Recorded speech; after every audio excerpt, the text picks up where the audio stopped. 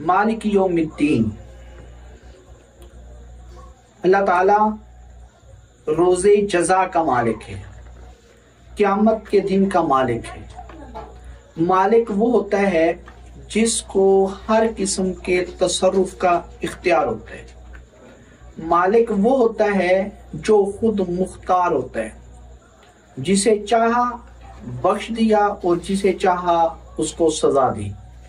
मुस्लिम शरीफ में रवायत है, हुजूर नबी करीम सल्लल्लाहु अलैहि वसल्लम ने इरशाद फरमाया, ला मालिक इल्लल्लाह, अल्लाह के अलावा कोई मालिक नहीं, अल्लाह के अलावा किसी की मलकियत नहीं। इंसान धोखे में है, इंसान कम अकल है, इंसान नाकिसुल अकल है, इंसान बेवकूफ है। या अय्युहल इंसान मा गर्रका बिरब्बिकल करीम, ए इंसान तुझे रब्बे करीम से किस चीज ने धोखे में डाल दिया।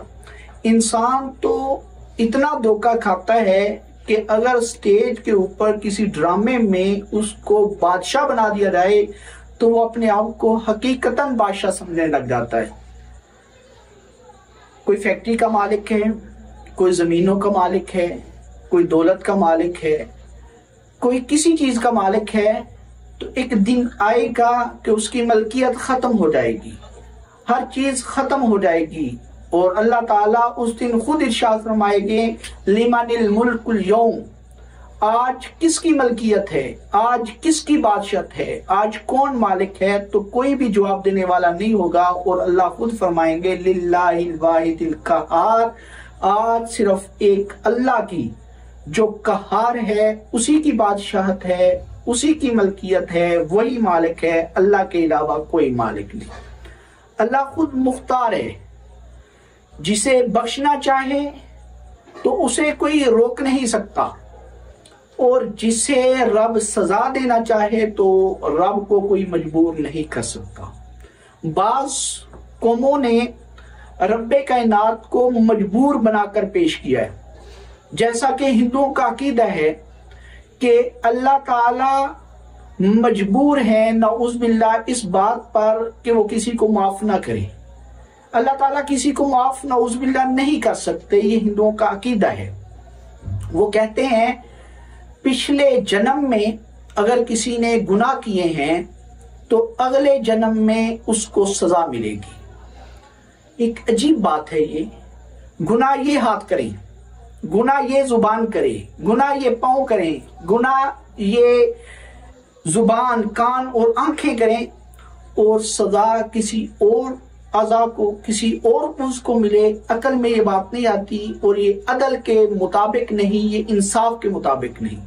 और रब कहते हैं जिन हाथों ने गुनाह किए हैं उन्हीं हाथों को सजा मिलेगी, जिन पांव ने गुनाह किए हैं उन्हीं पांव को सजा मिलेगी।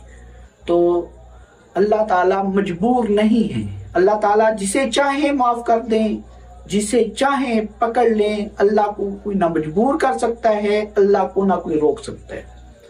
ईसाइयों का अकीदा है नऊज़ बिल्लाह कि अल्लाह ताला रहम करने पर मजबूर है, अल्लाह ताला लाजमी रहम करेंगे और अल्लाह ताला इस पर मजबूर हैं। इसीलिए रब्बे कायनात ने नऊज़ बिल्लाह अपने अकलौते बेटे को इंसानों के गुनाहों के कफारे के तौर पर पेश किया और अल्लाह ताला ने उनको सूली पर चढ़वाकर अल्लाह ताला ने तमाम इंसानों के गुनाहों के कफारे के तौर पर उनको पेश किया है, उनकी कुर्बानी पेश की है।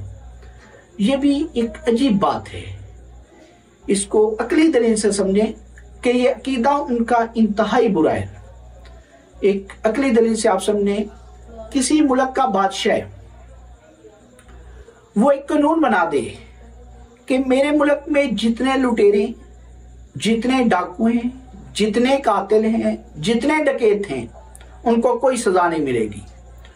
उनकी सजा के बदले पर हम इस मुल्क में, इस मुल्क का जो सबसे नेक बंदा है, जो सबसे पारसा है, जो सबसे ज्यादा जाहिद है, सबसे ज्यादा आबिद और मुत्तकी बंदा है, उनको हम सूली पर चढ़ा देते हैं और उनको सूली पर चढ़ाने की वजह से बाकी लोगों के गुनाहों का कफारा हो जाएगा। पूरी दुनिया चीखेगी कि अदल के खिलाफ है, ये जुल्म है, ये नाइंसाफी है। क्यों? गुनाह कोई कर रहा है, सजा कोई पा रहा है, ये अदल के खिलाफ है, ये बेइंसाफी है, ये जुल्म है।